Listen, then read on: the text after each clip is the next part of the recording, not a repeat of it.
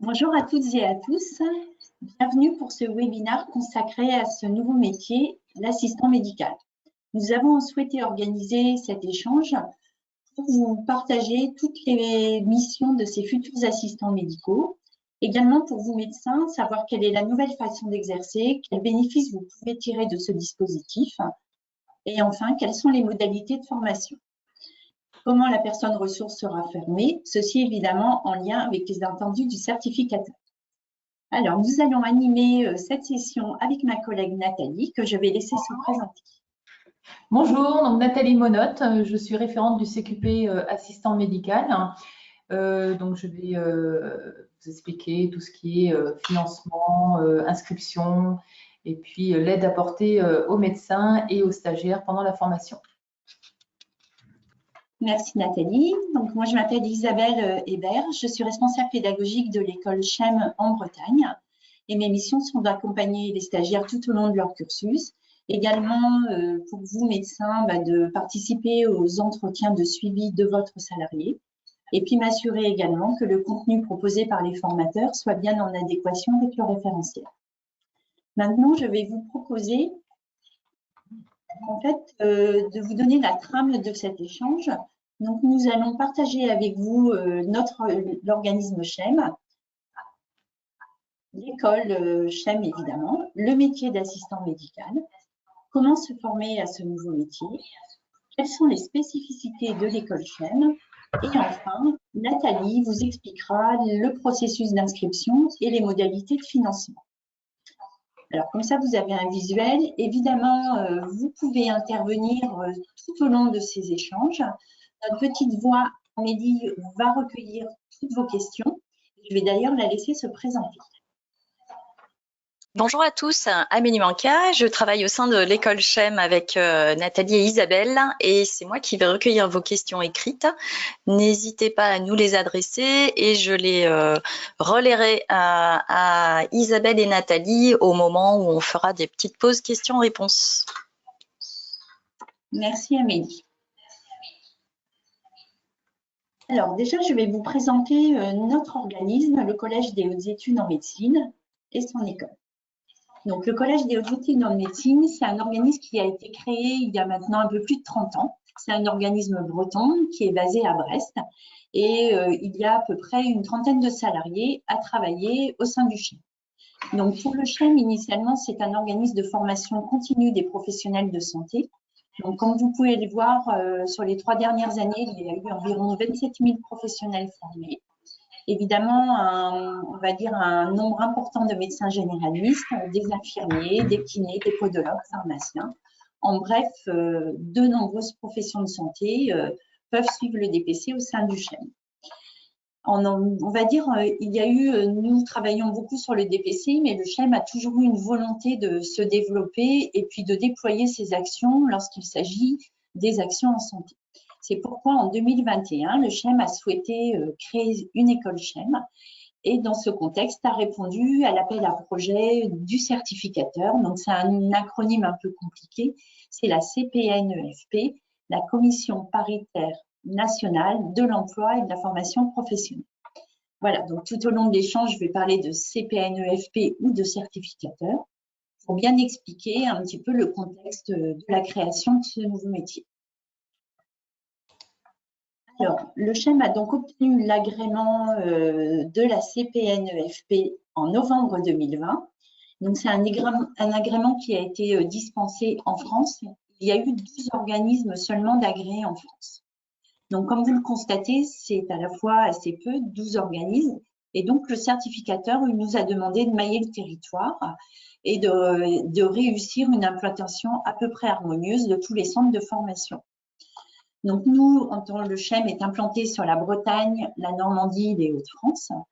Il faut savoir que nous sommes le seul organisme breton qui est habilité à dispenser cette formation sur le territoire breton. Alors, Nathalie reviendra tout à l'heure sur le déploiement des principaux lieux de formation. Vous pouvez déjà noter qu'il y a des formations, évidemment, qui ont déjà été créées, donc sur Brest, Rennes et Lille. Actuellement, il y a plusieurs sites, donc ceux que je viens de citer, plus Vannes et Rouen, où on a des écoles. Et prochainement, vous pouvez noter une rentrée à Caen le 3 mars prochain.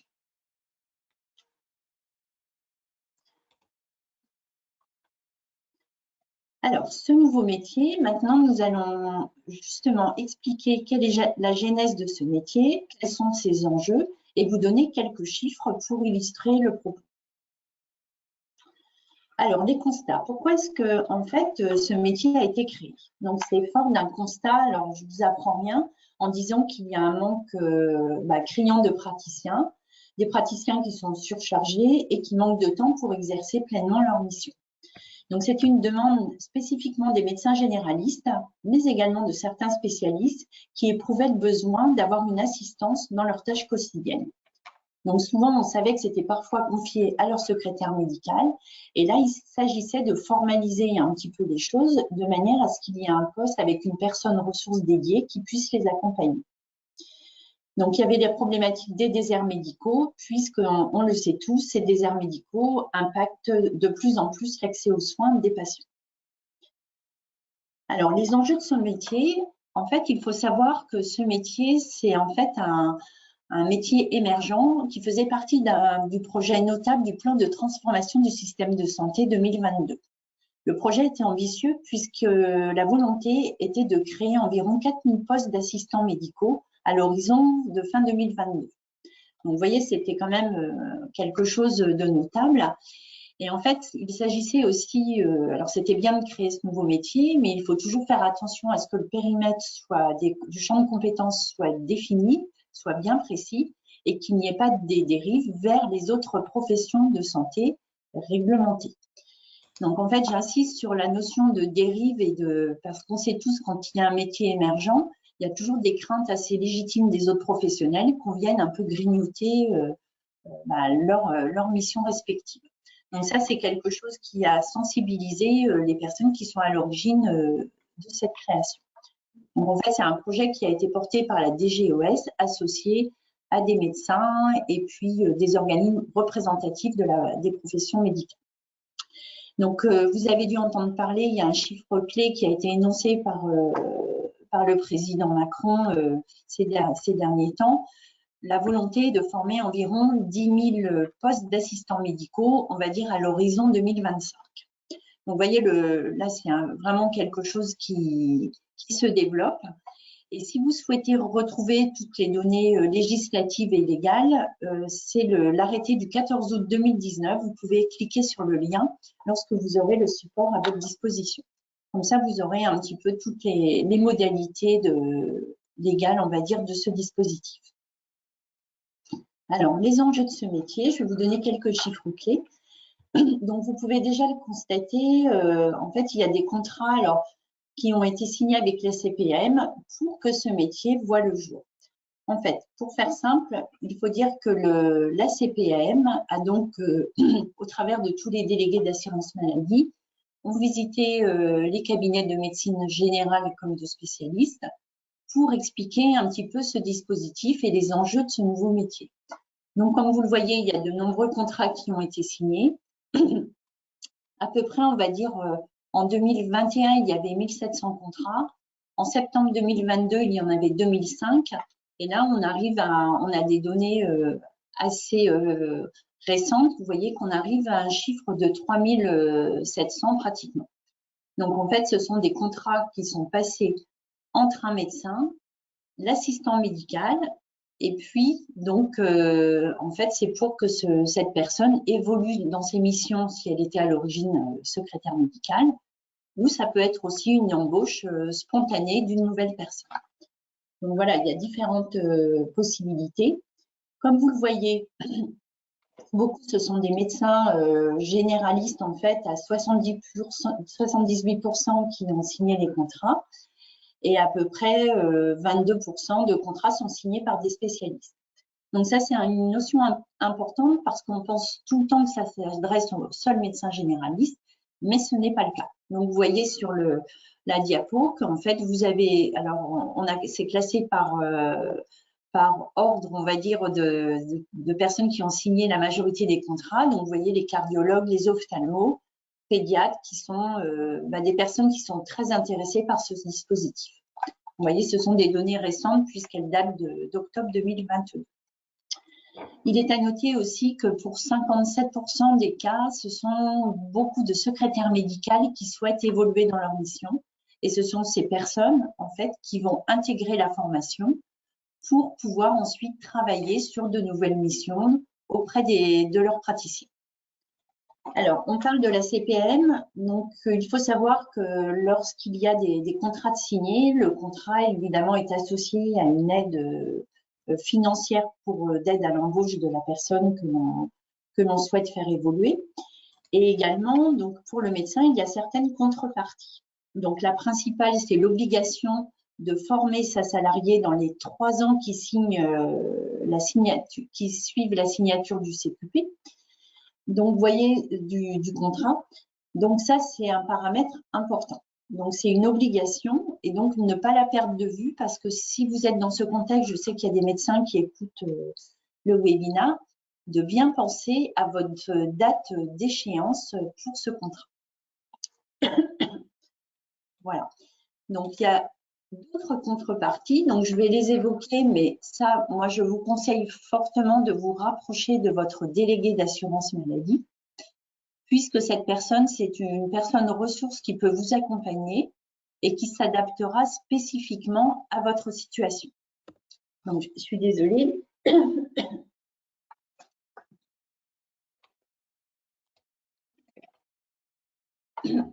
Donc, quels sont ces critères d'éligibilité? Il y en a quelques-uns. C'est d'augmenter, alors on demande aux médecins d'augmenter son nombre de patients. Donc, c'est ce qu'on appelle la file active. C'est également pour la plupart, certains exercent en zone sous-dense et également de s'inscrire dans une démarche d'exercice coordonné. Donc ça, c'est des données qui existent, qui étaient celles qui étaient requises au départ de la mise en place de ce dispositif. Il faut savoir qu'il y a des négociations qui sont en cours entre la CPM et les syndicats de médecins. Donc ces données vont certainement évoluer. Pour l'instant, nous ne communiquons pas là-dessus tant que ce n'est pas acté. Mais voilà, gardez à l'esprit que soyez vigilants à regarder un petit peu ce qui va se dérouler pour ces conditions. Mais encore une fois, on vous a mis le lien, alors à la fois pour consulter l'arrêté et également, n'hésitez pas à vous rapprocher de votre délégué médical. Voilà, donc ça, c'est vraiment quelque chose d'essentiel. Et sachez aussi que le CHEM, on est en lien permanent avec les délégués d'assurance maladie pour vraiment vous accompagner au mieux dans cette démarche. Voilà. Alors, peut-être, Amélie, je vais faire une petite pause pour te demander si tu as des questions. Oui, tout à fait, Isabelle. Je commence à avoir des questions. Principalement, certaines ont déjà été répondues par rapport aux critères d'aide pour la CPAM. J'ai également quelques personnes qui sont d'un profil IDE, aide-soignante et auxiliaire de puériculture, hein, qui souhaitent savoir quelles sont les spécificités de leur parcours. Et puis, j'ai également un médecin qui souhaite recruter quelqu'un, mais plutôt de façon partielle, hein, et qui aimerait savoir si il est opportun de recruter quelqu'un d'abord pour une période d'1 an. Voilà. Donc là, il y a plusieurs questions. Donc, pour ce qui est on va appeler ça les prérequis pour intégrer la formation. Donc, j'en reparlerai tout à l'heure, mais quel que soit votre profil pour intégrer la formation, si vous êtes professionnel de santé, vous avez alors les professionnels de santé éligibles sont les infirmières, les aides-soignantes et les auxiliaires de puériculture. Donc, ces personnes peuvent intégrer la formation avec un cursus aménagé. Donc ça, on en parlera puisque ça s'appelle une formation d'adaptation à l'emploi. Donc, c'est un dispositif qui permet de faire la formation avec un volume horaire réduit par rapport au CQP. Donc, c'est des conditions très particulières. Et moi, je vous invite pour ces personnes à vous rapprocher du CHEM puisqu'on pourra vous communiquer ce qui est spécifiquement par rapport à votre situation. Voilà. Donc, pour le médecin qui souhaite également sur ce dispositif, alors embaucher à temps partiel, il faut savoir qu'il y a quand même une règle pour suivre la formation. Il faut que la personne soit quand même à vraiment 80%, minimum 60% pour honorer le contrat. Parce que, alors, il faut comprendre, c'est une formation en alternance. Donc, on va y revenir tout à l'heure, mais déjà de dire, on est 2 jours au centre de formation par semaine. Les 3 autres jours sont au sein du cabinet médical. Et si on veut que la formation soit pertinente, il faut évidemment que on mette en ce qu'on a appris en théorie, le salarié puisse le mettre en pratique immédiatement. Donc, c'est pour ça qu'il faut on ne peut pas, par exemple, avoir quelqu'un à 20% parce que ça voudrait dire qu'il n'est plus du tout au cabinet. Donc, ça, c'est une donnée très importante à cerner et justement de bien contractualiser en connaissance de cause. Voilà. Donc, c'est pas impossible, mais c'est possible sous réserve dans la mesure où, encore une fois, ça dépend de vous, je sais pas, la question précise, si c'était 20%, 30% ou autre. Voilà. Voilà, Amélie, donc est-ce que ça répond à la question? Très bien, oui, ça répond. La question était de savoir par rapport à un tiers-temps, en effet. Et j'avais également dans le même lot de questions les barèmes de rémunération des assistants médicaux. Est-ce qu'il y en a un? Est-ce qu'il y a des impératifs de rémunération?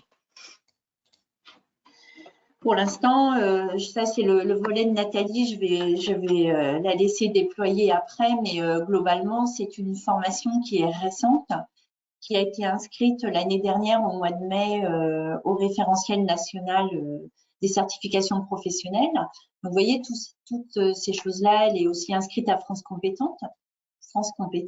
Donc, c'est une formation qui s'installe, qui s'inscrit vraiment dans le tissu médical. Et évidemment, je pense que tout ce qui est donné de conventions collectives après de barème arriveront a posteriori.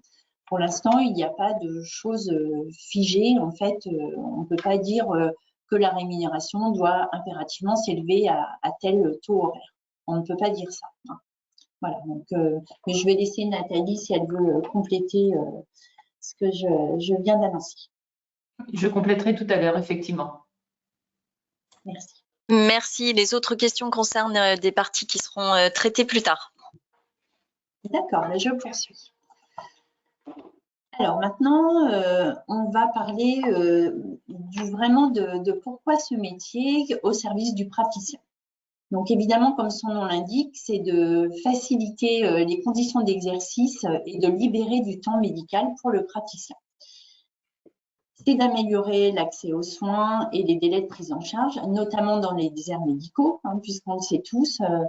En fait, ce qu'il faut, c'est que les personnes, le médecin, avec sa salariée, arrivent à interagir pour permettre d'améliorer l'accès aux soins pour le patient.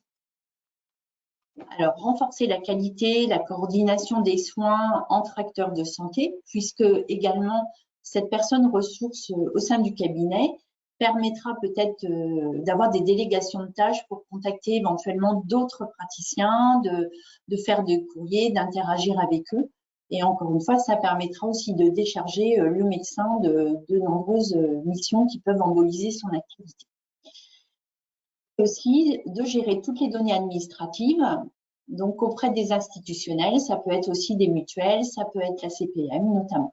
Donc tout ça, on le comprend bien, c'est vraiment une personne qui est un petit peu la coordinatrice et qui a tout de suite une notion de réactivité pour gérer toutes les missions qui peuvent décharger l'activité du médecin. Alors, évidemment, c'est au service du patient. Pour le patient, lui, c'est un temps optimal qui lui est consacré. Ça permet une fluidité dans la prise initiale des rendez-vous. C'est une gestion de la salle d'attente qui va être améliorée, puisqu'évidemment, si on a moins de monde à attendre, qu'on arrive à absorber plus de monde, évidemment, il y aura moins d'attente, moins d'agitation, moins d'énervement. Et également, un délai raccourci de la prise de rendez-vous. Donc, l'accès aux soins, vous vous rendez compte, est optimisé. Alors, encore une fois, surtout dans les déserts médicaux, mais pas que. Hein. C'est vraiment, de toute façon, c'est prégnant. On l'entend en ce moment un petit peu dans tous les médias, c'est un problème qui est complètement exacerbé et qui est prégnant. Voilà, donc ça, quand on dit au service du patient, il faut bien comprendre que l'assistant médical pourra recevoir en première intention le patient pour rentrer toutes les données administratives de son dossier, vérifier le cas échéant certaines notions et mettre à jour certains éléments. Donc tout ça pourra être fait par l'assistant. Encore une fois, j'insiste, je le redirai tout à l'heure, mais il ne faut pas se tromper de sujet. Un assistant médical ne fait pas de gestes invasifs, ne fait pas de diagnostic, ne fait pas de prescription. Donc, en aucun cas, c'est une profession qui doit suppléer à d'autres, pas du tout aux médecins non plus. C'est vraiment une aide, c'est une personne facilitatrice de l'activité, mais sans empiéter, encore une fois, sur les missions des autres. Donc ça, c'est vraiment très important de l'avoir à l'esprit. Et enfin, pour le salarié, c'est de lui donner des perspectives d'évolution dans ses missions. Donc, je pense, tout à l'heure, je vous parlais qu'il y avait de nombreuses secrétaires médicales qui souhaitaient évoluer. Là, en fait, ça permet de formaliser parfois des activités qui étaient de toute façon réalisées. Donc, réalisées de façon informelle, réalisées aussi parfois sans être cadrées. Donc, vous voyez, il vaut mieux avoir une profession qui répond aux circonstances actuelles d'exercice et puis vraiment qui est bien formée. Et je pense que ça va vers vraiment une amélioration de la qualité des soins. Et également, ça permet à certaines professions de se reconvertir en seconde partie de carrière. Donc, je pense notamment aux infirmières, aux aides-soignantes qui pouvaient avoir des métiers avec une pénibilité majeure. Et ces professionnels, en fait, souhaitaient rester dans le monde du soin, mais ne pouvaient plus l'exercer parfois pour des raisons d'inaptitude. Donc ça, c'était dommageable. Ça privait, en fait, de compétences certains secteurs. Alors que là, on voit que c'est des personnes qui peuvent tout à fait continuer à exercer, mais dans un autre contexte. Donc ça, c'était vraiment une volonté, quand le métier a été créé, ça a été un argument auquel a été sensible la DGOS, en se disant, bah oui, en effet, plutôt que d'avoir des gens d'inaptitude, il y a peut-être un créneau pour que ces personnes retrouvent le plaisir à travailler et surtout à être auprès de patients. Et enfin, évidemment, cette personne, c'est d'identifier un rôle clé dans le parcours de soins du patient, puisqu'encore une fois, elle va s'insérer dans l'existant, à côté des autres professionnels de santé. Alors, pour cette partie, Amélie, est-ce qu'il y aurait des questions? Oui, Isabelle, j'ai des questions justement parce que beaucoup de gens s'intéressent au métier d'assistant médical. On a des candidats qui ne sont pas forcément en poste et qui souhaitent savoir comment faire pour intégrer ce métier. Et à côté de ça, on a des cabinets qui sont en recherche de candidats assistants médicaux. Donc, l'idée, c'est peut-être de leur conseiller de se rapprocher de nous. Comme ça, quand on a des opportunités, on peut peut-être leur donner des indications. Oui, donc pour la première question, de toute façon, je vais y répondre. Merci pour la personne qui l'a posée. Ça me permet de faire une transition avec la formation. Et pour la seconde question, pour rapprocher en fait les professionnels de santé et les salariés ou les personnes susceptibles d'intégrer la formation, je pense que Nathalie y répondra aussi. Donc ça, c'est une question qui va être développée tout à l'heure.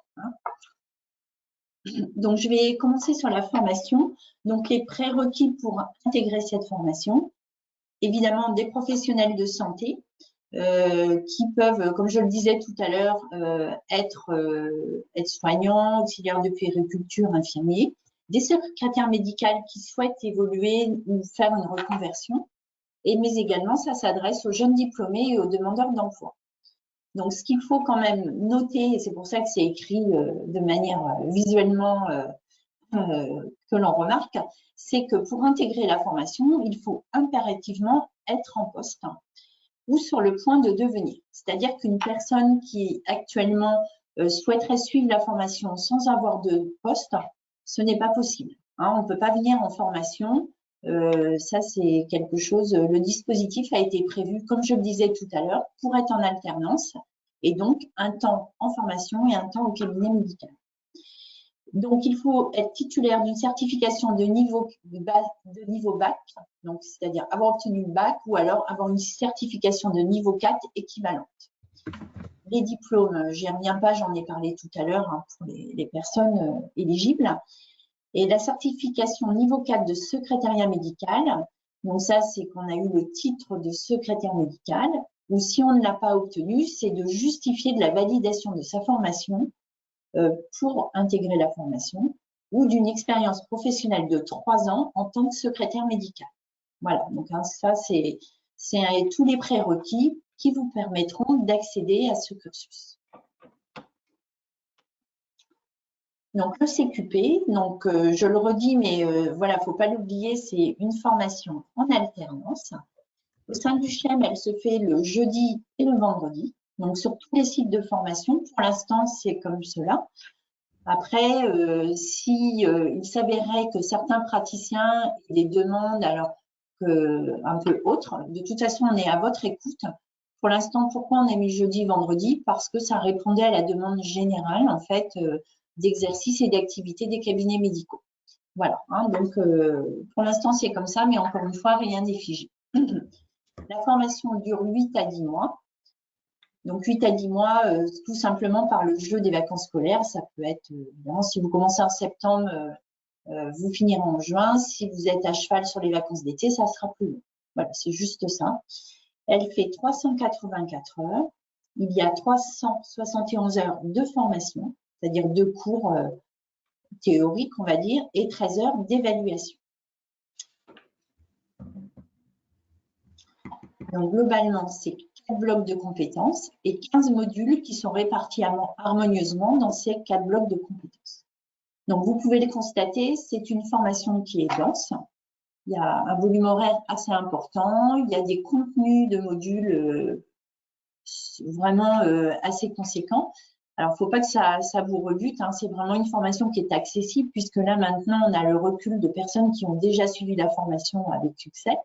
Donc, c'est tout à fait atteignable, c'est bien réparti. Et de toute façon, l'école CHEM est là, alors Nathalie, comme mes autres collègues ainsi que moi-même, pour accompagner les stagiaires. Donc, personne n'est laissé en difficulté, on adapte en fait aux difficultés rencontrées. Donc, sachez aussi que pour les blocs de compétences, de toute façon, c'est vraiment calé sur le référentiel qui nous est imposé. Donc, c'est pas nous qui l'avons inventé, hein, c'est vraiment en lien avec l'agrément qu'on a obtenu. Alors, je vais détailler un petit peu plus maintenant les 4 blocs de compétences pour la formation d'assistant médical. Donc, vous voyez, donc alors c'est dense, mais à la fois, comme il y a de la théorie, il y a de la pratique, il y a des mises en situation professionnelles, ça permet aussi de vraiment répondre au côté opérationnel et concret qui est souhaité par les stagiaires. Donc, vous voyez, le premier bloc, c'est sur le parcours de soins du patient. Le deuxième, c'est sur sa prise en charge, ou on dit plutôt prise en soin maintenant administrative des patients. Et l'hygiène et la qualité pour le bloc 3. Et le quatrième, c'est l'assistance opérationnelle aux praticiens. Donc, je vais les détailler un petit peu plus. Donc, comme vous le voyez sur le bloc 1, c'est tout ce qui est parcours de soins. Donc, on revoit tout ce qui est examen et soins courants. Donc, comment le salarié assistant médical peut communiquer avec le patient. On lui apprend à vraiment, on balaye les principaux examens, comment il peut expliquer les actes qui vont être réalisés. Tout ce qui est parcours de santé et coordination, c'est les nouvelles modalités, puisque en santé, chaque chose, l'organisation évolue. Donc, il faut que l'assistant soit au fait de toutes ces nouvelles notions. Des notions de vaccination, de dépistage. Également, tout ce qui est politique de santé publique. Donc, on balaye aussi bien, ça peut être la dictologie, le tabac, l'alcool, mais comme les perturbateurs endocriniens, les risques environnementaux. Donc, nous, on a fait le choix de se caler sur l'actualité. Pour exemple, l'année dernière, on traitait le Covid. Bon, cette année, on est passé sur d'autres notions. On peut aussi bien parler des troubles du sommeil, de l'alimentation, de la nutrition. Voilà, c'est vraiment quelque chose qui est adaptable. Le deuxième bloc sur la prise en charge des patients sur le volet administratif, donc c'est tout ce qui est dossier patient. On réexplique un petit peu tout ce que doit connaître Alors, c'est des missions qui peuvent être de secrétariat médical, mais comme l'assistant évolue, on lui explique toutes les nouvelles données qu'il doit pouvoir renseigner pour faire gagner du temps au médecin. Voilà, évidemment, tout se fait en accord avec le praticien. Nous, on propose la théorie, on donne toutes les conditions.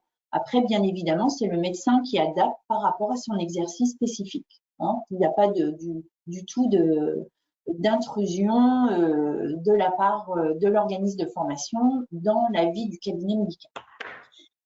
Évidemment, il y aura des notions sur le vocabulaire médical, le logiciel. Alors, ça, c'est des notions, on va dire, assez larges.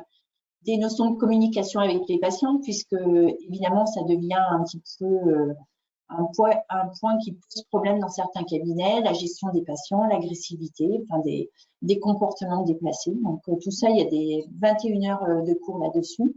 Et la télémédecine, puisque c'est on va dire un accès supplémentaire pour dispenser les soins. Donc, l'hygiène et la qualité, donc c'est tout ce qui est gestion du risque contaminant, des notions d'hygiène générale et également l'identico-vigilance et pharmacovigilance. Donc, ça, c'est les notions pour bien remplir les dossiers, pour qu'il n'y ait pas après de perte de données ou qu'on mette un temps fou à les retrouver. Voilà, donc on donne vraiment, encore une fois, c'est pour optimiser le travail du salarié. Et l'assistance opérationnelle aux praticiens pour le bloc 4, j'ai tendance à dire que c'est un peu la synthèse de tous les autres blocs, puisque là, on essaie de donner vraiment des notions fondamentales. Et puis vraiment, c'est vraiment aider le praticien de se poser la question, qu'est-ce qu'en tant qu'assistant médical, comment je peux être utile, qu'est-ce que je peux mettre en place pour faciliter le travail et l'exercice du médecin. Donc, on apprend à prendre des constantes et mesures. Alors, toutefois, je précise, pas de gestes invasifs. Donc, c'est vraiment, pareil, c'est très cadré. Il y a des choses que l'assistant médical ne fera pas. Il apprend à gérer les stocks et l'aide technique au praticien. Donc là, c'est par exemple aider à mobiliser un patient qui a un certain handicap. Comment je peux installer le patient, faire gagner du temps au médecin pour justement, puisque on a 2 jours de formation où on apprend au niveau ergonomie, ergothérapie à mobiliser les patients, par exemple. Et évidemment, une mise à jour, si des personnes ne l'ont pas, de la FGSU niveau 1. C'est l'attestation de formation des gestes et soins d'urgence. Voilà, vous avez un contenu assez détaillé, on va dire, de tous ces modules. Donc, vous pouvez noter que c'est vraiment axé sur on va dire des données, des notions médicales, hein, on ne retrouve pas de comptabilité, de bureautique, de choses comme ça. Hein. C'est vraiment, encore une fois, c'est une formation pour exercer ce nouveau métier. Alors, est-ce qu'il y a des questions, Amélie, par rapport à ce point? Oui, j'ai des questions sur les cas de dispense, notamment des IDE, des aides-soignantes et aussi des ambulanciers, et qui souhaitent également savoir si la formation peut avoir lieu à distance pour eux.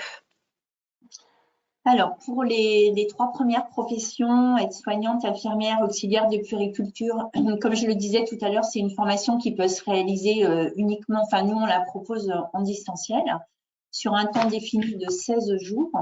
Donc, ça fait partie, ça correspond au bloc 2 de la formation. Ce qu'il faut savoir sur cette formation, donc vous pouvez l'intégrer la suite, vous aurez ce qu'on appelle une attestation de fin de formation. Mais en aucun cas, ce n'est pas le CQP.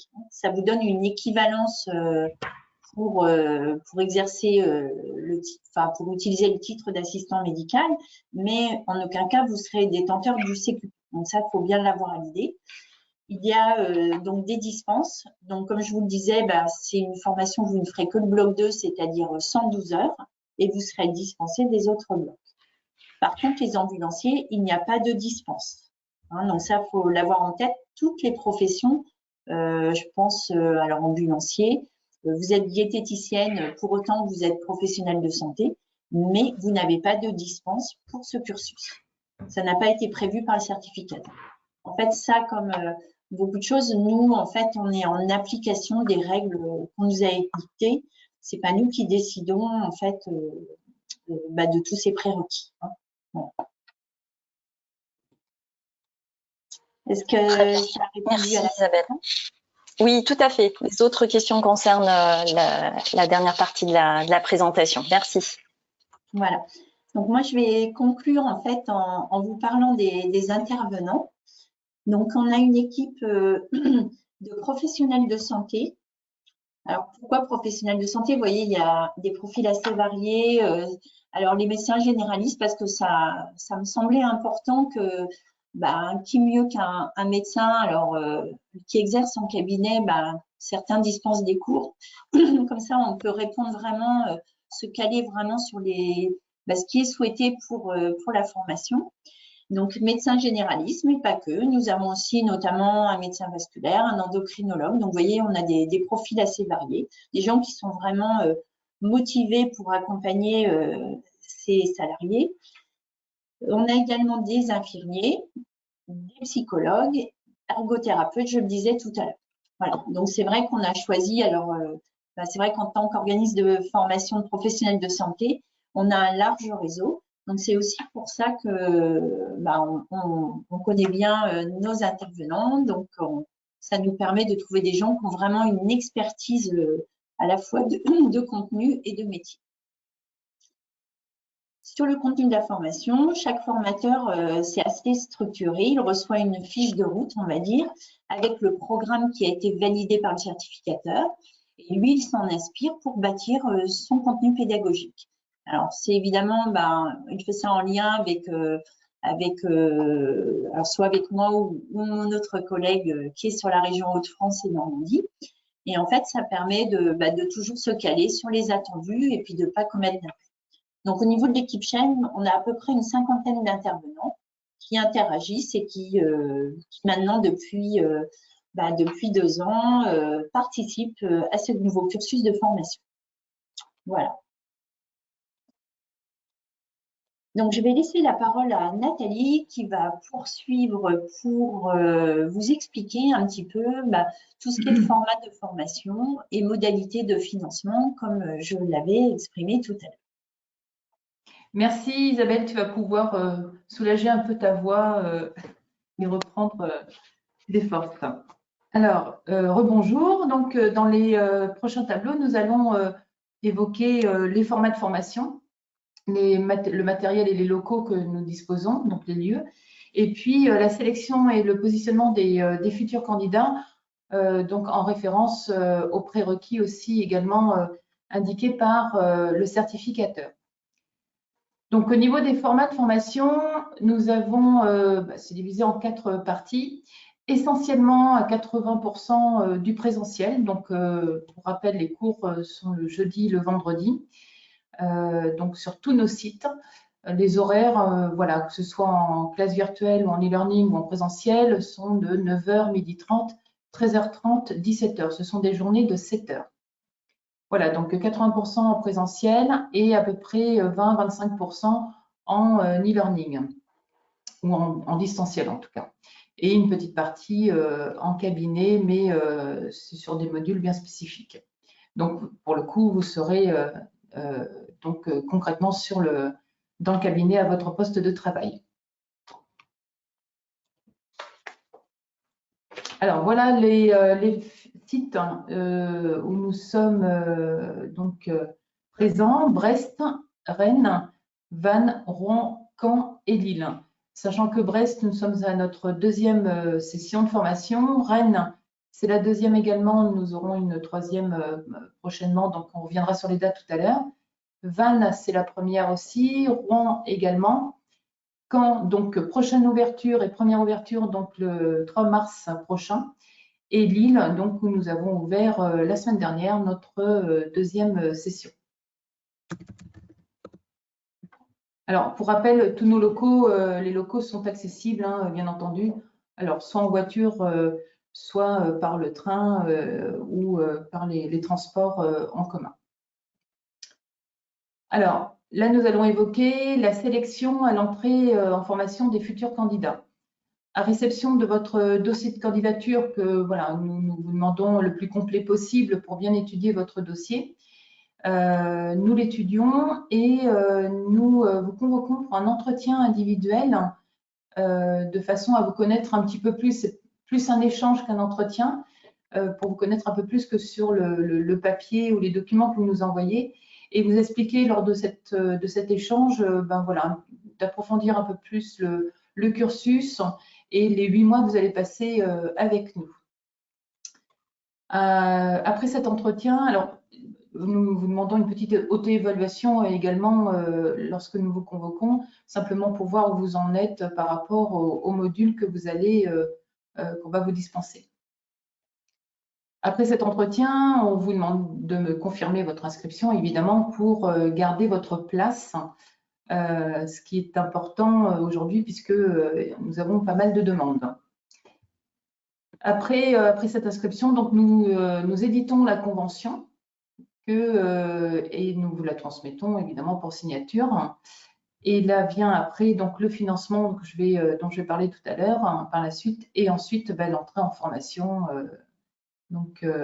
aux dates indiquées. Voilà, vous retrouverez sur la droite l'adresse mail pour communiquer avec nous, le numéro de téléphone où vous pouvez nous joindre, et puis vous avez la possibilité également de télécharger le dossier de présentation sur notre site internet, ainsi que le dossier de candidature.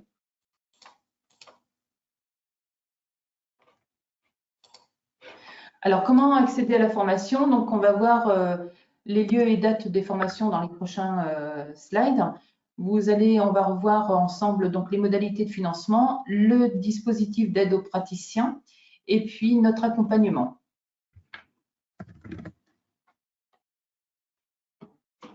Voilà, les lieux et dates des formations. Donc, comme je le disais là tout à l'heure, et puis vous voyez, on est vraiment proche du littoral.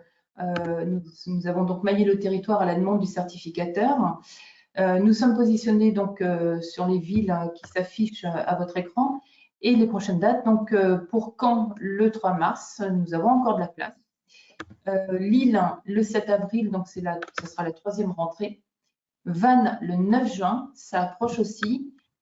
Rouen, pardon, à nouveau le 22 septembre et Rennes le 29 septembre. La 3e session pour Brest aura lieu le 12 janvier 2024. Donc, en prévision, projet d'ouverture, rien n'est calé encore, mais nous avons les dates, les lieux de Arras et de Calais.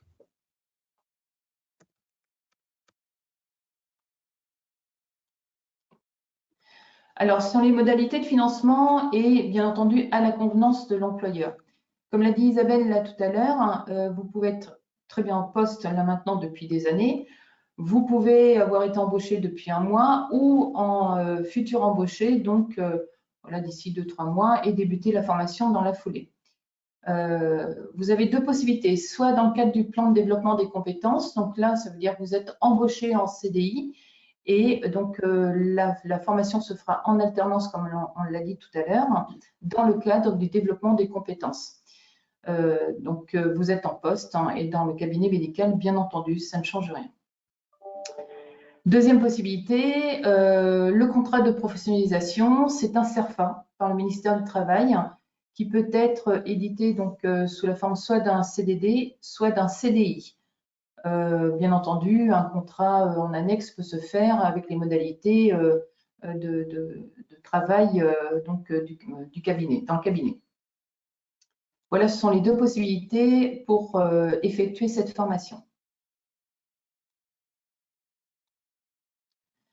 Alors, j'arrive aux modalités de financement dans le cadre du plan de développement des compétences et voilà, à peu près la même chose au niveau du contrat de professionnalisation. Voilà, le salarié donc est déjà en poste. Une convention donc sera signée avec l'employeur. Il y a une prise en charge intégrale des frais de formation pédagogique donc par l'OPCO-EP. Donc, ça veut dire que vous n'avez rien à payer, ni le salarié, ni l'employeur.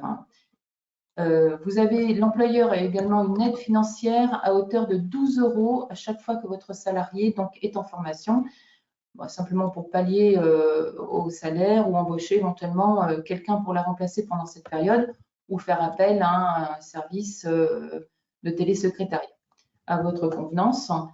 Et il y a également une aide financière pour les salariés pour les repas donc, à chaque fois que vous êtes en formation, à hauteur de 20 € par jour, et une aide financière pour les frais kilométriques entre le lieu du cabinet médical et le centre de formation. Ça se monte à une hauteur de 0,25 du kilomètre. Voilà. Vous avez ces prises en charge et ces aides financières complémentaires, tant pour l'employeur que pour le salarié. Voilà. Alors, nous vous accompagnons tant sur le plan pédagogique, évidemment, que sur le plan administratif, financier, et aussi bien pour les employeurs que pour les apprenants. Nous avons un suivi d'élaboration de la convention de l'alternance, bien entendu. Nous vous proposons aussi une aide dans vos démarches administratives. Non seulement, voilà, il existe des tutos montés par l'OPCO-EP, aussi bien pour inscrire sur le portail de l'OPCO-EP et puis de faire vos demandes de remboursement. Il y a un projet de déposer pour vous aussi également toutes vos demandes de financement. Je sais que ça va rassurer pas mal de cabinets médicaux pour effectuer ces démarches qui parfois est un peu complexe pour vous.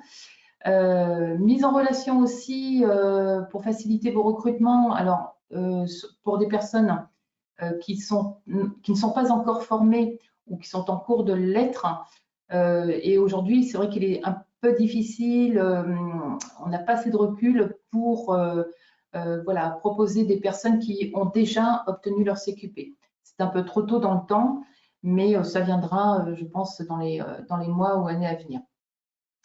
Et puis, nous vous accompagnons évidemment, nous accompagnons le médecin dans le rôle du tuteur, puisque Isabelle fait un point 2 fois sur chaque formation avec chaque tuteur sur l'accompagnement de son salarié.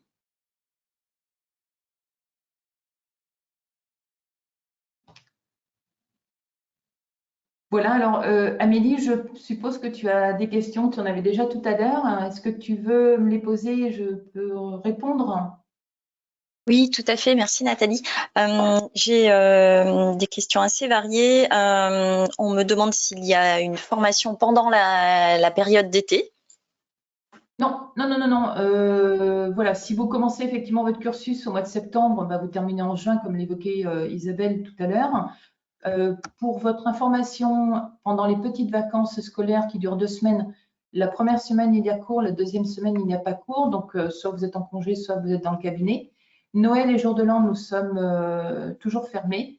Et si, par exemple, votre parcours débute au mois de février, juillet, août, il n'y a jamais cours. Donc, en général, on s'arrête la première semaine de juillet pour reprendre début septembre. Très bien. J'ai une question aussi sur la taille des groupes. Combien accueille-t-on de stagiaires en général dans un groupe? Alors, nous avons un grand maximum de 22, 23 personnes dans le groupe, 24 vraiment. Mais voilà. Et puis, on essaye d'avoir des groupes au minimum de 20 personnes. Très bien. J'ai une personne également qui souhaite savoir s'il y aura d'autres ouvertures sur Caen, mis à part la date que nous proposons très prochainement. Alors, la priorité, c'est quand? Là, le 3 avril, c'est important. 3 mars ou 3 avril? J'ai un doute. Oui, je pense qu'il y a une erreur. C'est 3 mars. Voilà, c'est le 3 mars. C'est le 3 mars. On se positionne sur cette date vraiment là pour le moment. Quand on fait des projets, effectivement, on essaye d'avoir au minimum une vingtaine de personnes pour pouvoir déclencher une seconde date. Très bien. J'ai une personne qui souhaite savoir s'il faut être depuis longtemps en poste avant de rejoindre la formation. Absolument pas. Il y a tous les cas de figure. Soit vous êtes en poste depuis des années ou en tant que secrétaire médical, et puis effectivement vous évoluez vers le métier d'assistante médicale. Vous pouvez très bien avoir intégré le cabinet médical depuis 6 mois et l'opportunité de la formation qui s'ouvre, voilà, vous vous inscrivez. J'ai des cas, on a eu des cas de début de contrat le lundi et rentrée en formation le jeudi. Donc, il n'y a pas besoin d'avoir une ancienneté particulière pour intégrer la formation.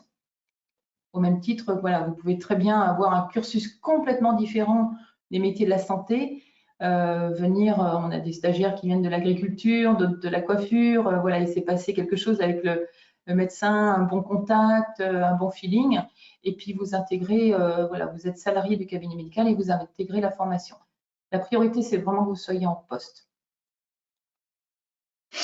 J'ai également une personne qui souhaite savoir si, en situation de handicap, il est envisageable de rejoindre la formation.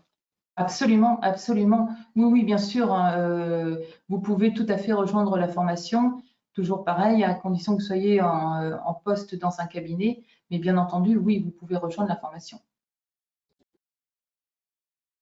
Je pense qu'il faut dans ce cas-là, de toute façon, nous contacter pour qu'on étudie les modalités ensemble avec la personne concernée. J'ai une personne qui souhaite savoir si elle peut faire la formation sur plusieurs cycles pour être moins longtemps en formation que les 2 jours par semaine. Est-ce que ça, c'est quelque chose qui est envisageable? C'est pas très envisageable, non, parce que quand vous démarrez le cursus, il faut vraiment aller jusqu'au bout. Il y a des impératifs, hein. Il y a notamment le dépôt de votre livret de formation qui vous suit pendant la formation. Il y a des délais à respecter. Une convention ne peut se faire que sur maximum 1 an. Voilà, sauf cas de force majeure, voilà, ça peut arriver. On a des personnes il y en a une qui était enceinte, donc qui a accouché. Forcément, là, il y a un avenant à la convention qui se fait. Mais l'idéal, c'est que vous fassiez votre formation en une seule fois. Très bien, merci. J'ai une autre question différente. Le cas d'un cabinet qui ferme le mercredi et qui souhaite savoir si, de ce fait, étant en formation les jeudis et vendredis, on peut envisager quand même la formation pour un assistant médical. Ah oui, oui, tout à fait. On a des stagiaires qui ne sont qu'à 80%. Effectivement, le cabinet ferme. Son activité se fera donc le lundi et le mardi pendant la période du cursus. Et à la fin du cursus, reprendra son activité normalement lundi, mardi, jeudi, vendredi. Très bien. Ensuite, j'ai toute une série de questions sur les conditions de rémunération des assistants médicaux. On est d'accord qu'on est sur un barème qui est sous la responsabilité de l'employeur, en fait, pour faire simple. Oui, alors déjà, il y a dans chaque branche d'activité, hein, que ce soit les cabinets médicaux ou autres, il y a une classification, il y a une grille de salaire. Celle-ci est à respecter, évidemment. Après, voilà, l'employeur est maître du salaire de son salarié à partir du moment où il y a la grille de salaire officielle de la branche des cabinets médicaux est respectée. Après, l'employeur fait ce qu'il veut au niveau de la rémunération, à partir du moment où elle n'est pas en dessous de la grille de salaire. Donc, encore une fois, c'est vrai qu'on a beaucoup de questions à ce sujet. On ne se prononce pas parce que chaque cas est vraiment différent. Chaque cabinet est différent par sa taille, son activité, son ancienneté et puis le cursus de la personne aussi également. Très bien. J'ai une question qui peut-être nécessite de revenir sur ce qu'on a dit. Sur il y a confusion de compréhension sur la durée de formation et l'obligation de former dans les 2 à 3 ans. Peut-être on peut refaire le point là-dessus. Isabelle, tu veux reprendre la main sur cette information concernant les obligations sur les 3 années? Oui, donc en fait, il y a 2 choses à bien comprendre. Tout à l'heure, on parlait de l'aide CPM, donc vous pouvez en bénéficier en fait de la part de la CPM. Toutefois, vous pouvez aussi avoir un assistant médical sans passer par la CPM.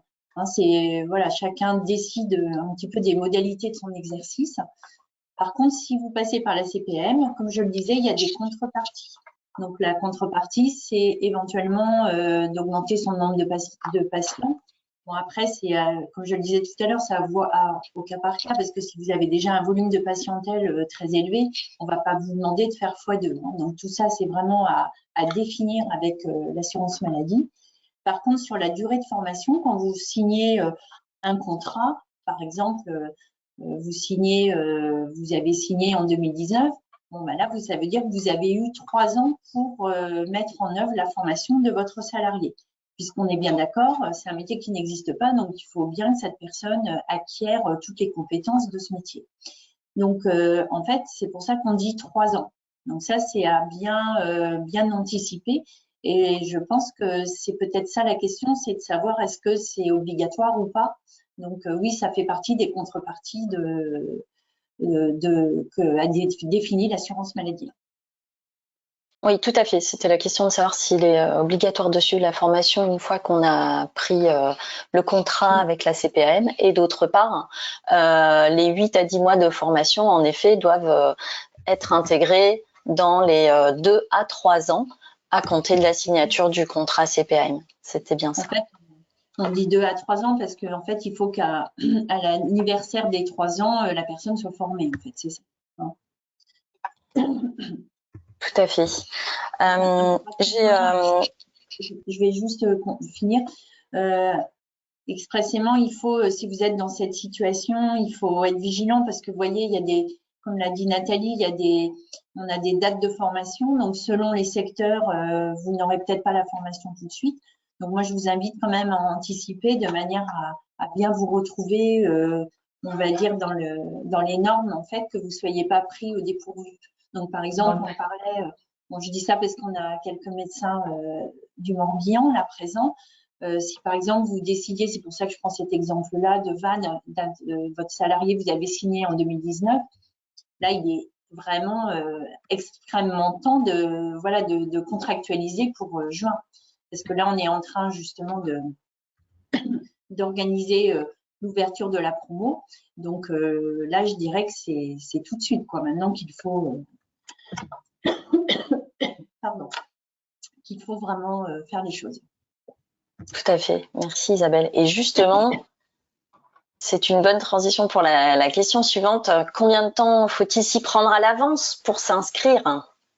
Maintenant, il est jamais trop tard pour s'inscrire. Et c'est vrai que pour l'exemple de Lille, au mois de septembre, Lille a donc ouvert la semaine dernière. Au mois de septembre, on commençait déjà à dire aux gens, vous êtes en liste d'attente pour la rentrée d'avril. C'est comme ça pour tous les sites.